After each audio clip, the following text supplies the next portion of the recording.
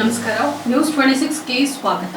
Family thriller ಚಿತ್ರಕ್ಕೆ ಕೃಷ್ಣ, ಅಜಯ್ ರಾವ್, ಯೋಗರಾಜ್ ಭಟ್, ದಿನಕರ್ ಚಾಲನೆ. ನನ್ನ ಮಗಳೇ ಹೀರೋಯಿನ್ ಸೇರಿದಂತೆ ಹಲವು ಸದಭಿರುಚಿಯ ಚಿತ್ರಗಳ ನಿರ್ದೇಶಕ ಎಸ್.ಕೆ. ಬಾಹುಬಲಿ ಇದೀಗ ಕೃಷ್ಣ, ಅಜಯ್ ರಾವ್ ಚಿತ್ರಕ್ಕೆ ಆಕ್ಷನ್ ಕಟ್ ಹೇಳ್ತಿದ್ದಾರೆ. ಪಿಕೆ ಪ್ರೊಡಕ್ಷನ್ ಮೂಲಕ ನಿರ್ಮಾಪಕ ಕಿರಣ್ ರವರು ಮೊದಲ ಬಾರಿಗೆ ಈ ಚಿತ್ರವನ್ನ ನಿರ್ಮಿಸುತ್ತಿದ್ದಾರೆ. ಇನ್ನು ಹೆಸರಿಡದ ಈ ಚಿತ್ರದ ಮುಹೂರ್ತ ಸಮಾರಂಭ ಶ್ರೀ ಬಂಡಿ ಮಹಾಕಾಳಮ್ಮ ದೇವಸ್ಥಾನದಲ್ಲಿ ನೆರವೇರಿತು. ಚಿತ್ರದ ಪ್ರಥಮ ದೃಶ್ಯಕ್ಕೆ ಯೋಗರಾಜ್ ಭಟ್ರು ಕ್ಲಾಪ್ ಮಾಡಿದ್ರು. ದಿನಕರ್ ತೂಗುದೀಪ್ ಕ್ಯಾಮೆರಾ ಚಾಲನೆಯನ್ನ ಮಾಡಿದ್ರು. ನಿರ್ದೇಶಕ ಎಂಡಿ ಶ್ರೀಧರ್, ಎಸ್ ನಾರಾಯಣ್, ಶಿವತೇಜಸ್ ಮುಖ್ಯ ಅತಿಥಿಗಳಾಗಿ ಭಾಗವಹಿಸಿದ್ರು. ಲವರ್ ಬಾಯ್, ಆಕ್ಷನ್ ಹೀರೋ, ಭಗ್ನ ಪ್ರೇಮಿಯಾಗಿ ಕಾಣಿಸಿಕೊಂಡಿದ್ದ ಅಜಯ್ ರಾವ್ ಈ ಚಿತ್ರದ ಮೂಲಕ ರಗಡ್ ಹೀರೋ ಆಗ್ತಿದ್ದಾರೆ. ಮುಹೂರ್ತದ ನಂತರ ನಿರ್ದೇಶಕ ಬಾಹುಬಲಿ ಮಾತನಾಡಿ, ಇದೊಂದು ಫ್ಯಾಮಿಲಿ ಥ್ರಿಲ್ಲರ್ ಚಿತ್ರ. ನ್ಯಾಷನಲ್ ಲೆವೆಲ್ ನಲ್ಲಿ ನಡೆಯುವ ಕತೆ. ಒಂದು ಘಟನೆಯನ್ನ ಇನ್ಸ್ಪಿರೇಷನ್ ಆಗಿ ತೆಗೆದುಕೊಂಡು ಸ್ಕ್ರಿಪ್ಟ್ ಮಾಡಿದ್ದೇವೆ ಅಂತ ತಿಳಿಸಿದ್ದಾರೆ.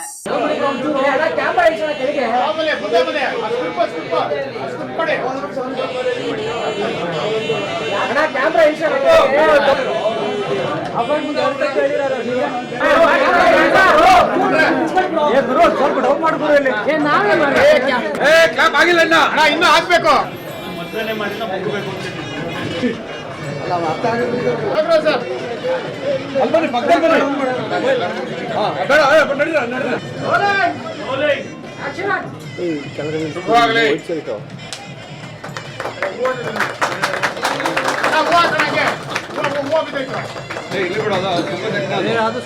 ಆಮೇಲೆ ಈ ಪೋಸ್ಟರ್ ಬಿಟ್ಟ ಮೇಲೆ ನನಗೆ ಬಹಳ ಜನ ಫೋನ್ ಮಾಡ್ತಾ ಇದ್ದಾರೆ, ಬಹಳ ಜನ ಕಮೆಂಟ್ ಆಗ್ತಾ ಇದ್ದಾರೆ, ಬಹಳ ಜನ ಕೇಳ್ತಾ ಇದ್ದಾರೆ.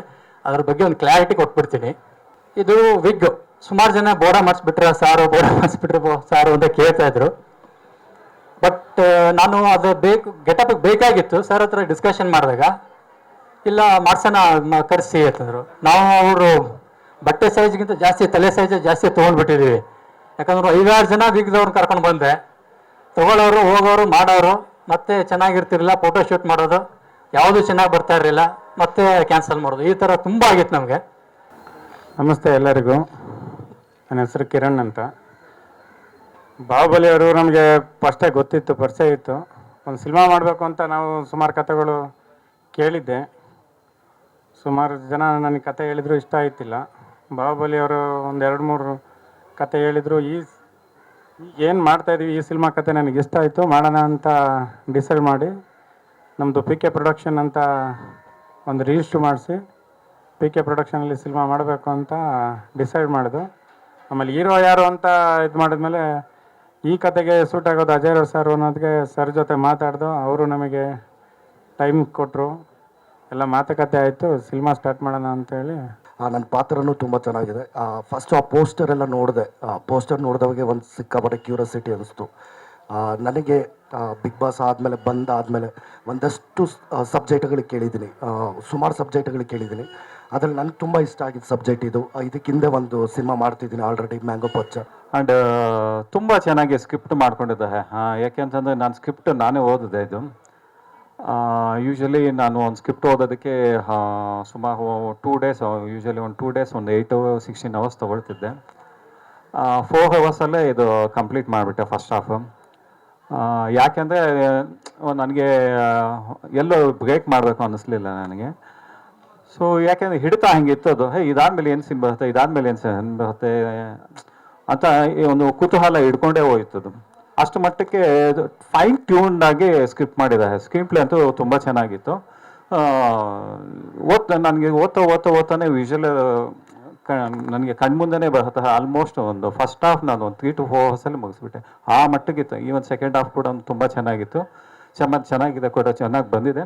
ಸೊ ನಾವು ಎಕ್ಸಿಕ್ಯೂಷನ್ ಮಾಡೋದಷ್ಟೇ ಬಾಕಿ ಇದೆ. ಇವ್ರ ಜೊತೆ ವರ್ಕ್ ಮಾಡ್ಬೇಕಂದ್ರೆ ನಂಗೆ ಸ್ವಲ್ಪ ಟೆನ್ಷನ್, ಸೇಮ್ ಇದೇ ಥರ ಆಗ್ಬಿಡುತ್ತೆ ನನ್ನ ತಲೆ.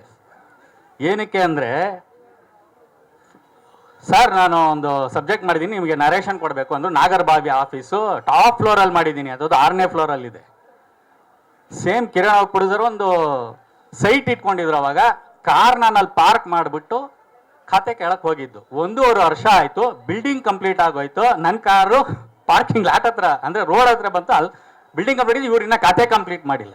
ಎಷ್ಟು ಚೇಂಜಸ್ ಹೇಳಿದ್ದಾರೆ ಅಂದರೆ, ನನ್ನ 23 ಸಿನಿಮಾ ಏನು ಅನುಭವ ಇದೆ, ಈ ಒಂದು ಸಿನಿಮಾನ ಅಷ್ಟು ಚೆನ್ನಾಗಿ ವಾಷಿಂಗ್ ಮಿಷಿನಲ್ಲಿ ಹಾಕಿ ನನ್ನ ರುಬ್ಬಿದ್ದಾರೆ. ಇವತ್ತು ಮುಹೂರ್ತ ಕರಿಬೇಕಾದ್ರೆ ಫೋನ್ ಮಾಡಿದ್ರು, ಈ ಥರ ಮುಹೂರ್ತ ಅಂತ ಹೇಳಿಲ್ಲ. ಫೋನ್ ಮಾಡ್ತೀನಿ ನಾನು ಫಸ್ಟ್ ಆಫ್ ಮಾಡಿಬಿಟ್ಟೆ, ಇನ್ನೇನು ಏನೇನು ಕರೆಕ್ಷನ್ ಹೇಳ್ತಾರೋ ಇವರು ಅಂತ. ಮತ್ತೆ ತೆಗೆದ ಅಂದರೆ ಮೆಸೇಜ್ ಹಾಕಿದ್ರು ಮುಹೂರ್ತ ಅಂತ. ನೋಡಿ, ಕರೆಕ್ಷನ್ ಇಲ್ಲ ಅಂದರೆ ನಾನು ಬರ್ತೀನಿ ಮುಹೂರ್ತಕ್ಕೆ. ಆ್ಯಕ್ಚುಲಿ ಯುದ್ಧಕಾಂಡ ಸಿನಿಮಾ ಶೂಟಿಂಗ್ ಪ್ರಾಸೆಸ್ಸಲ್ಲಿ ನನಗೆ ಬಾಹುಬಲಿ ಅವ್ರು ಬಂದು ಒಂದು ಸಬ್ಜೆಕ್ಟ್ ಹೇಳಬೇಕು ಅಂತ ಹೇಳ್ತಾಯಿದ್ರು. ಟು ಬಿ ಫ್ರ್ಯಾಂಕ್, ಆ್ಯಕ್ಚುಲಿ ಅವರಿಗೆ ನಾನು ಒಂದು ಸುಮಾರು ದಿನ ನಾನು ಕಾಟ ಕೊಟ್ಟಿದ್ದೀನಿ, ಕಥೆ ಕೇಳಿದೆ. ಬಿಕಾಸ್ ಏನಪ್ಪ ಅಂದರೆ, ಪರಿಚಯ ಇರೋಂಥ ಡೈರೆಕ್ಟ್ರು, ಗೊತ್ತಿರೋವಂಥ ಡೈರೆಕ್ಟ್ರು, ಅವ್ರಿಗೆ ನಾವು ಮಾಡಲ್ಲ ಅಂತ ಹೇಳೋಕ್ಕಾಗೋದು ಬಹಳ ಕಷ್ಟ. ಮಾಡೋಕ್ಕಾಗಲ್ಲ ಅನ್ನೋ ವಿಷಯ ಏನಪ್ಪ ಅಂತಂದರೆ ಅವ್ರ ಮೇಲೆ ನಂಬಿಕೆ ಇಲ್ಲ ಅಂತಲ್ಲ, ಬಿಕಾಸ್ ಅವರು ಅಸೋಸಿಯೇಟಾಗಿ ವರ್ಕ್ ಮಾಡಿದ್ದು ನೋಡಿದ್ದೀನಿ. ಸಿಕ್ಕಾಪಟ್ಟೆ ಟ್ಯಾಲೆಂಟೆಡ್ಡು, ಸಿಕ್ಕಾಪಟ್ಟೆ ಹಾರ್ಡ್ ವರ್ಕರು, ಸಿಕ್ಕಾಪಟ್ಟೆ ಪ್ಯಾಷನೇಟ್ ಆಗಿರುವಂಥ ವ್ಯಕ್ತಿ. ಸಿನಿಮಾ ಅಂತಲೇ ಇಷ್ಟು ವರ್ಷ ಓಡಾಡ್ಕೊಂಡಿದ್ದಂಥ ವ್ಯಕ್ತಿ.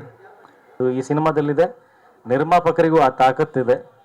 ಸೊ ನನಗಂತೂ ಯಾವ ಭಯ ಇಲ್ಲ, ತುಂಬ ಖುಷಿಯಾಗಿ ಬಂದು ಈ ಸಿನಿಮಾ ಮಾಡ್ತೀವಿ. ಇದಾಗಿತ್ತು ಟುಡೇ ಅಪ್ಡೇಟ್ಸ್. ಇನ್ನಷ್ಟು ಸುದ್ದಿಗಾಗಿ ನೋಡ್ತಾ ಇರಿ News 26 ಕನ್ನಡ. ನಾವು ನಿಮ್ಮೊಂದಿಗೆ.